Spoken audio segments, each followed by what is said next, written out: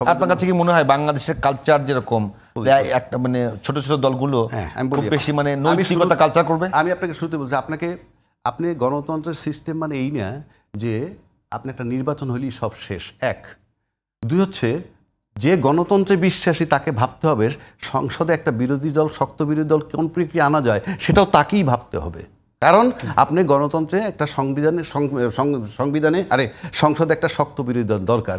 এখন আপনারা অনেকে বলে ফেলেন যে যদি শক্ত বিরোধী দল না থাকে আমরা কি করব, ওইটা শেখ হাসিনার মতো কথা। বিরোধী দল মানে যে আপনি যদি গণতন্ত্রে বিশ্বাসী হন তাহলে আপনাকে ভাবতে হবে রাষ্ট্রের স্বার্থে, প্লাস আপনি যে ভালো কর্ম করবেন বা আপনার চেক অ্যান্ড ব্যালেন্সের জন্য।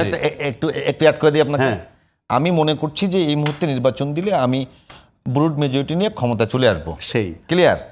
এখন আপনি যদি বলেন ওইটুকু গণতান্ত্রিক আমি যদি হয়ে কাউকে শক্ত বিরোধী দল করবার জন্য একটু প্র্যাকটিস করি, কিন্তু যাকে করতে চাই তিনি তো আমাকে ক্ষমতায় আসতে দিতে চান না। না না, এই জন্য আপনি তো ভোট ভাগ সিট ভাগ করবেন না, আপনি পিয়ার পদ্ধতিতে গেলে একটা শক্ত বিরোধী দল আসবে।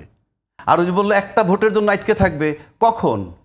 নিশ্চয়ই সেটা রাষ্ট্র এবং জনগণের জন্য অমঙ্গলজনক যদি হয়। মঙ্গলজনক যদি হয়, বাংলাদেশে একটা এমপির ক্ষমতা নাই বা 5টা এমপিরও ক্ষমতা নেই, এটা ঠেকায় রাখবে। সেই বিতর্কে আমি যাচ্ছি না, এটা বলে দিছি আগেই। এখন আসেন, আপনি কতগুলা কথা আনছেন এই যে ডাকসু নির্বাচন নিয়ে। ডাকসু নির্বাচনে অনেকগুলা প্রশ্ন আসছে। ডাকসু জাকসু একত্র করলে সেখানে কি বলছে? অমোছনীয় কালি ব্যবহার করছে, এই কথা আসছে। অমোছনীয় কালি মানে মোছনীয়, আর দেওয়ার কথা ছিল অমোছনীয়। ব্যালট বাক্স এবং ব্যালট পেপার জামাতের কোন কোম্পানি দিয়ে বানাইছে? এটা জাকসুতে বলছে। আমি দুইটা মিলাই বলতেছি। সিনিয়র নিরপেক্ষতার প্রশ্ন দুই জায়গায় উঠছে। কারচুপির প্রশ্ন দুই জায়গায় উঠছে। আপনি এক জায়গায় কারচুপির কথা বলবেন, আবার শুভেচ্ছা জানাবেন, কারণটা কি? কারচুপি। আপনার স্ট্যান্ড ছিল নির্বাচন বাতিল চাই, আমি যদি একটা নীতিবান লোক হই। জাকসুতে তো তার বর্জনই করেছে।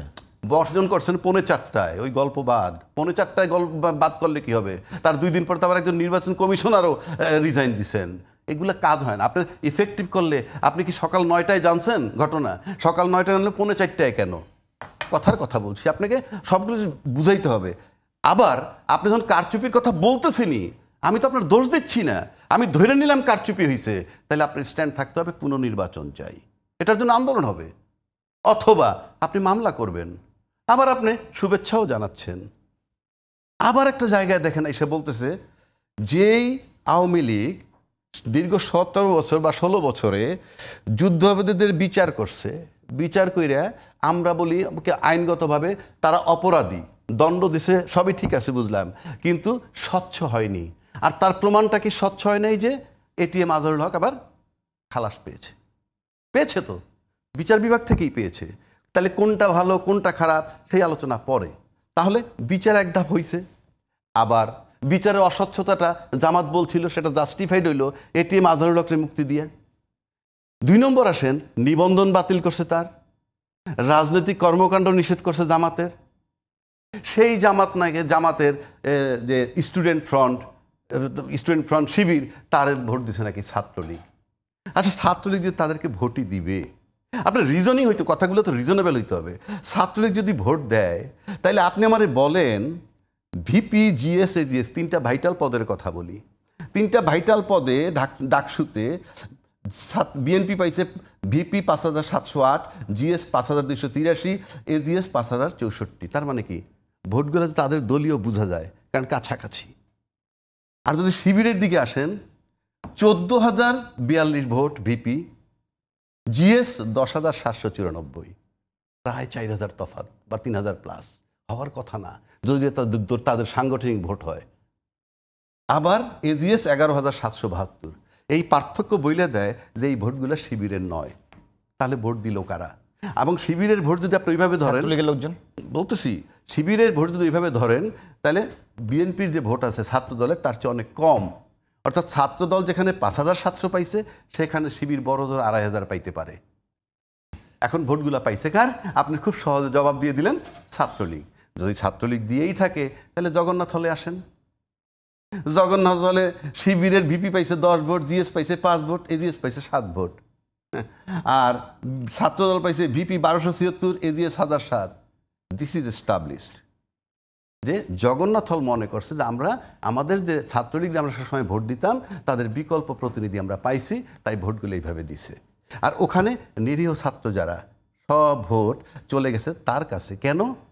ছাত্ররা ভোটের সময় বা বিবেচনায় নিচ্ছে সিম্পল কি, এই প্রত্যেকটা দলের এই যে স্টুডেন্ট ফ্রন্ট তাদের কিন্তু মাদার সংগঠন আছে, মাদার দল আছে। মাদার দলের অ্যাক্টিভিটিস থেকে তারা জেনে গেছে যে এদের সন্তানরা কি হবে। মাদার যখন বলে যে সাংবিধানিক সংকট হবে রাষ্ট্রপতিকে সরাইলে, ওটা তারা ধরে নিছে জুলাই চেতনার বিরোধী। এটা সে ধরে নিলে আপনি ঠেকাইতে পারবেন না। আপনি তখন চুপ থাকতে, আমি বলি আপনি তখন চুপ থাকতে পারতেন। অর্থাৎ ইসলামী ফোর্সগুলো কিন্তু এই টাইপের কথা বলে নাই। তারা হয়তো আরও খারাপ হতে পারে, কিন্তু তারা এই যে নীরব ছিল, ইট ইজ নোটেড। তারপর যখন আপনি বললেন রাজনৈতিক দল নিষিদ্ধ করার দায়িত্ব আমাদের না, জনগণের, ইট ইজ নোটেড। এটা জুলাই বিরোধী চেতনা হয়ে গেছে ছাত্রদের কাছে, আমি বলছি না গোটা দেশের কাছে। কিন্তু আপনি যদি নীরব থাকতেন তাহলে কিন্তু আপনাকে সম্পর্কে আমি জাজমেন্ট নিতে পারতাম না। যখন একটা ওপিনিয়ন দিয়ে দেন তখন সেটা অন্যভাবে যায়। সুতরাং ছাত্র সংগঠন যেটা জুলাই আন্দোলনের পক্ষে ছিল 100 ভাগ আমি ধরে নিলাম এই ছাত্র দল, কিন্তু তাদের মাদার সংগঠন যখন এই কথাটা বলে ফেলছে, it is noted by them. এবং অ্যাকর্ডিংলি জুলাই চেতনার পক্ষের শক্তি হিসাবে ছাত্ররা তাদেরকে বিবেচনা করছে, তাদেরকে ভোট দিছে। আর আওয়ামী লীগের ছাত্রলীগের ভোট আসে নাই, তার প্রমাণ হচ্ছে জগন্নাথ। ওখানে এনসিপির ছাত্র সংগঠন, এনসিপিকে আপনি ওইভাবে নিবে না। তারা কেন নিবে না? এনসিপি নিবে না, তার সংগঠন এরকম পোক্ত হয় নাই। সোজা হিসাব, সংগঠন তো লাগবে, তার তো উইন করতে হবে, হিসাবটা হলো ওইখানে। তারপর যদি আপনি যান সেখানে কিন্তু স্বতন্ত্র একজনে যে লাইব্রেরি আর কি গবেষণার পাশ করছে, আবার উমামা সেই 5000 ভোট পাইছে, সেটাও কম না, সে তার তো কোনো সংগঠনই নাই। এরা দুইটা জিনিস চিন্তা করছে, কিছু ভোট দিছেই তাকে একান্তই, আর চিন্তা করছে ভোট যাতে বিফলে না যায়। কিন্তু সবই কিন্তু জুলাই চেতনার পক্ষে বিবেচনা করে দিছে। আপনাকে এগুলা বিবেচনায় নিতে হয়েছে। এবং এটা আর একটা কথা বলছেনি, রাষ্ট্রীয় লেভেলে এই নির্বাচনের কোনো ইম্প্যাক্ট নাই, এটা আমিও বিশ্বাস করি বা করতাম। কিন্তু আজকের যে প্রেক্ষাপট, আজকের প্রেক্ষাপটে কিন্তু আপনি এটাকে একেবারে ফেলে দিতে পারবেন না। কারণ আজকের যে ঘটনার পরিপ্রেক্ষিতে নির্বাচনটা হয়েছে, সেই জুলাই চেতনার যে ধারাবাহিকতা, আমি বলছি 71 লালন করলাম 53 বছর, আর এটা আমরা 53 মাস দূরের কথা, 20 মাসও হয় নাই, এখনই আমরা সব ভুলে যাব।